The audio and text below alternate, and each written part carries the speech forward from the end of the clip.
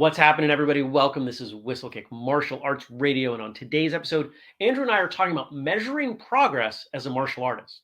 Keyword there being measuring. What are we going to talk about? You'll have to stick around to find out. What do we do here at Whistlekick? We do all kinds of things, including this show. But if you want all of them, go to whistlekick.com. You're going to find our store. You're going to find references to the books that we produce. You're going to find references to our consulting offering. Do you have a martial arts school? Would you like an integrity-driven consulting service to help you increase student enrollment and add money to your bottom line? We can do that. Find out more at whistlekick.com and use the code podcast15 to save anything. Save 15% on anything in the store. The show gets its own website, whistlekickmartialartsradio.com. You head over there, you can join the newsletter. You can leave us a tip. You can check out every single episode we've ever made, including transcripts, links, photos, videos, social media, all kinds of good stuff for our episodes, including our guest interviews. And if what we do means something to you, please consider supporting us in any way that seems appropriate. We have a family page. If you consider yourself part of the Whistlekick family, go to whistlekick.com/family. All the things you could do to support us are listed there. Andrew. Yes. Hi. Hi.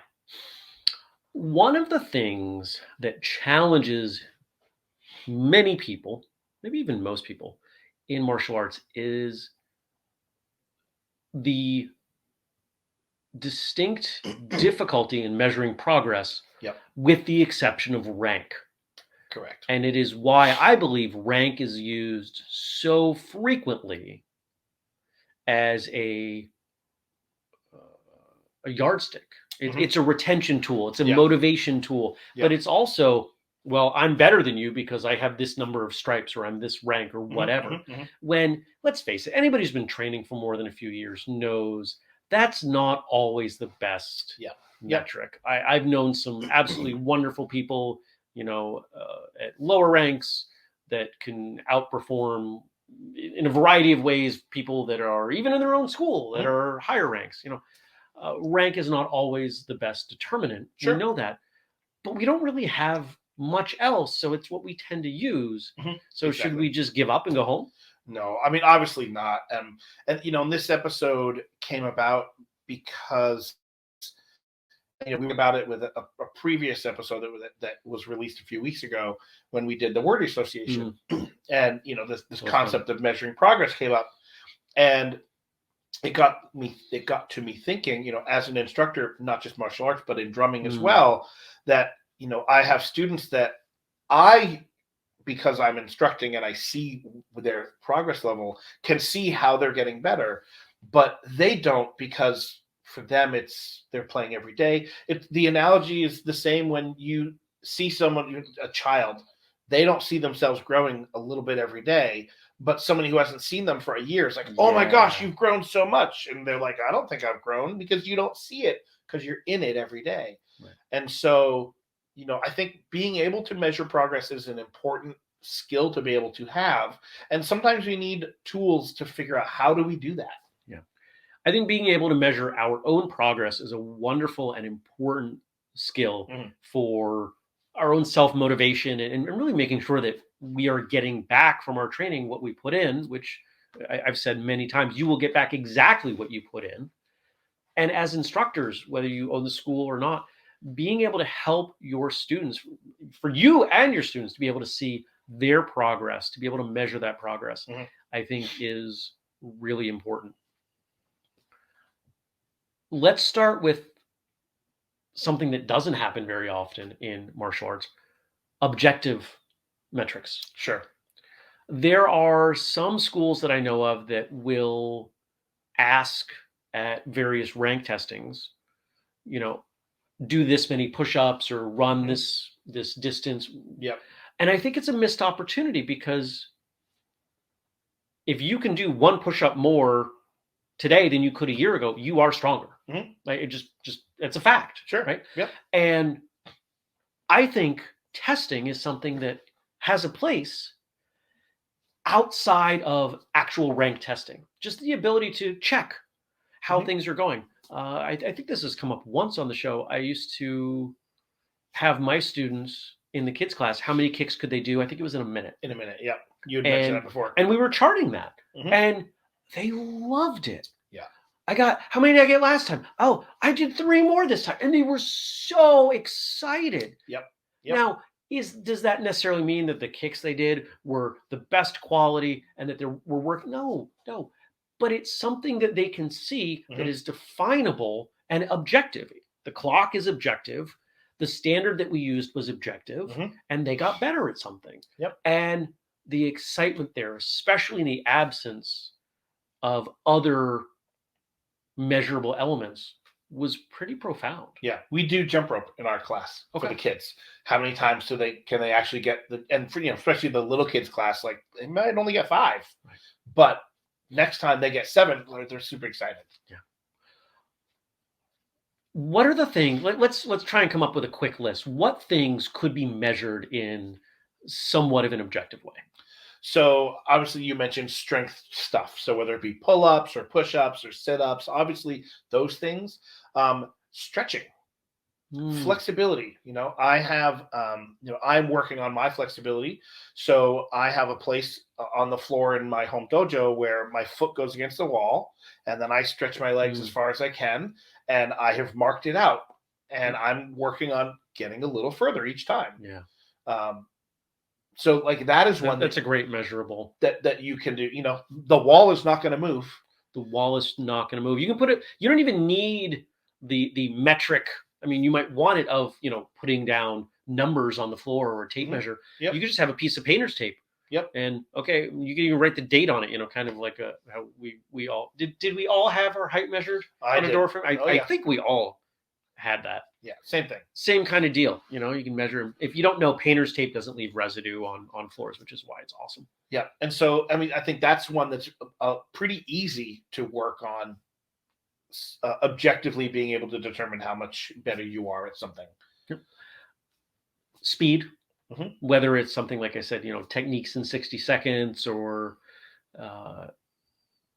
shadow boxing or whatever. You could also do something like, how many seconds of really intense shadow boxing can I do before I feel I'm fading? Yeah. Yep. And that's a little bit less objective. You've got to kind of check in with yourself, but it's still along those lines, and it checks your conditioning. Correct. You could also, if you wanted something that was truly objective in that space, you could measure out a run outside and see if you can decrease your time running that. Yep, absolutely. I'm trying to think if there's other strictly objective things that you can check. I guess I'm not coming up with any. You could do a form for time. Yeah, you could. Now, is the quality of the form going to go down? Yes. Yeah. But you will reach a point where you get so comfortable doing it so fast that the quality actually comes back up a bit.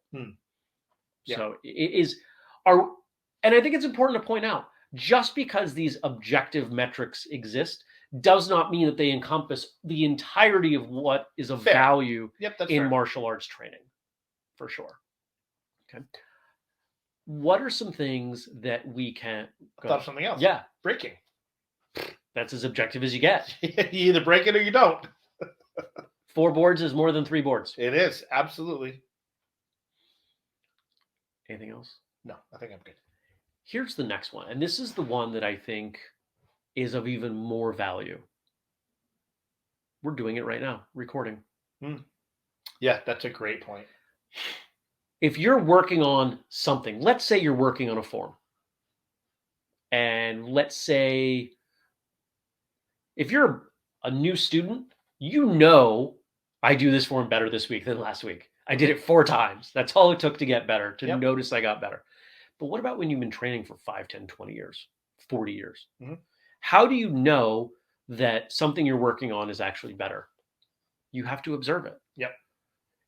Unless you have your instructor right there with a brilliant memory, the best thing you can do is put your phone on a tripod and record those forms maybe once a month.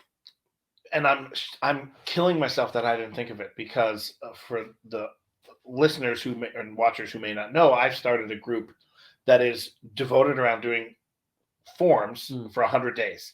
And everybody in the group records themselves doing a certain form. It doesn't have to be the same one for 100 days, but record themselves doing a form and post it to the group. And I have already used that to be like, oh, you know what? 2.5 weeks ago I did this form. I'm gonna, let me look at 2.5 weeks ago and let me look at today. And I've already done that. And I've seen that in others as well. And, some people in the group are, most people in the group are advanced students and so have a number of forms. But there are a couple people in the group that are, only been training for, less than a year. So they don't have a lot of forms, which is fine. They're still have said to me they're getting a lot out of it because they only have 2 or 3 forms, but they're doing them every single day. Yeah. And it's easy to go back and watch and see those things. If you're a tournament competitor, most parents, if you're a child, or in my case, when I went to a tournament last year, my wife was there and videoed the whole thing. And I'm able to go back and watch that and compare it to the videos that I'm doing now in my challenge group to be able to compare them. Yeah. Assuming you've been training a while, you know what your form should look like. You know what your basics should look like. You know when your sparring has improved. And so to be able to take snapshots, time capsules of where you are in your training and compare them across some period of time is probably the best pseudo-objective way to measure your progress. You're measuring your progress by your own standards, Correct. watching your own stuff now versus before. Am I doing this better? Yes, I'm doing this part isn't as good, but this part and this part are better. So I can call that progress. Sure. Okay. If I could wave a magic wand, I think probably second or third on the list of things that I would want to change would be being more open to recording what is going on as part of training in martial arts schools. I've mentioned this before, and I thought it was the most brilliant thing. I used to do parkour at a gymnastics gym, and they had on the coming off the beam a camera on a 10-second delay, 15-second delay. So somebody'd get up there, they'd do their routine, they would come down, and then they could watch it just after they finished it. Yeah, that's which cool. was awesome, because how often do you do it and then you want to see it, right? I can't believe I pulled that off. Let me watch. Being able to correlate how something feels with how it looks is one of the most difficult things that we do, not just as martial artists, but as human beings. Yeah. The term proprioception might mean something. Knowing where your body is in space. It's something that young children really struggle with. The more you watch yourself on video, not only are you going to see your progress, but you're going to improve your progress because you're improving your understanding of how things. Thank you. This camera does not like when I move. It's okay. I got you covered. Appreciate it. Are there any other ways? Those are the 2 biggies I have for measuring. Yeah, I think so. The video recording is huge, and then clearly defined numbers of things. Yeah. Whether repetitions of things or in terms of stretching, like how far did you get? But there's a number there, or a space that you can quantify. There are other things you can do that I think are of less value, but are still of value. Competition. If you compete on a tournament circuit, you probably see a lot of overlap with the competitors in your division, and you probably have a lot of overlap with the referees in the chairs. So if you were consistently getting 4th place and now you're getting 2nd place with the same competitors and more or less referees, you're probably better. That's why I'm not saying definitively. I'm not calling this objective. There's a lot of subjectivity in there. Yeah. But it is more likely you're improving than you're not. Yeah. Rank falls into that category as well. If you are being promoted, you've probably gotten better. Yeah. And you might not notice it. I don't know if I've mentioned this on the show, but when I first started competing in drumming, I went out my first competition ever, and I competed, and I got last place. And the next contest, last place. Next contest, last place. Next contest, last place. And all of these contests had multiple events that I would enter both events, and I would always get last place. At the last contest of the year, I went out there and I played in front of the judge, and I stepped off the field with this huge grin, and the bagpiper that was playing for me for my solo. I know it's called solo, but I play with someone else. Said that was a good run, right? I said, I've never played better. Never in my life have I played better than I played right now. Some people like sing better in the shower because there's no inhibitions there, right? Never have I played better ever at that point. And I said, there were like 6 competitors, I think. And I said, I might not win today, but I'm not coming in last place because that was freaking amazing. And then the results came out. Guess what place I got, Jeremy? Second to last place. Last place. Really? Yep. And I was, and this is, listeners, this is absolutely a true story. And I was really mad. And I can't believe that this is the case. And I was in my 20s at this point. And I was like, I'm so pissed off that I did so well. And my friend of mine came up and said, why are you so upset? And I told him, like, this is the best I've ever done in my whole life. I've never played better. And I got last place. And he looked at me and said, yeah, but if you play better today than you've ever played before, then doesn't that mean that you are getting better? And isn't that what it's about? And so there was progress there. Even though I didn't, quote, beat anybody, I beat myself. And so the metric I always use now is, did I perform better today than I did the last time? So, I did a competition this past May, and, regardless of what I placed, I know how I performed. And the next competition I go to, who knows when that will be, but my hope is that I perform better than I did that last time. Maybe I will get last place. That's okay. It just means everyone else was better than me that day. But you can't control that. Correct. I can control how I perform. And if I walk off and say, I did not perform as good as I did in May, well, then I lost, regardless of if I get first place. I think you hit on an important thing, and we can start to wrap with this idea that how you feel is really important, and your ability to determine where you are at and if you are getting better is critical. Not just the methodology, but the willingness and the openness to say, you know what? I thought I did amazingly, but I only got a little better. Yeah. Which is okay. Absolutely. I'm going to challenge all of you. Most of us have a very unhealthy, polarized way of looking at this. We are either incredibly self-critical and nothing we do is ever good enough, or I'm just here to have fun. Be willing to take a step in the opposite direction. If nothing is ever good enough, challenge yourself. I have to find at least one thing that I'm really proud of out of what I did today at class. Maybe that's just a mental check. If you're just there to have fun, maybe look at how class went and find one thing to say, I would benefit putting some extra time into this thing. Yep. And leave it at that.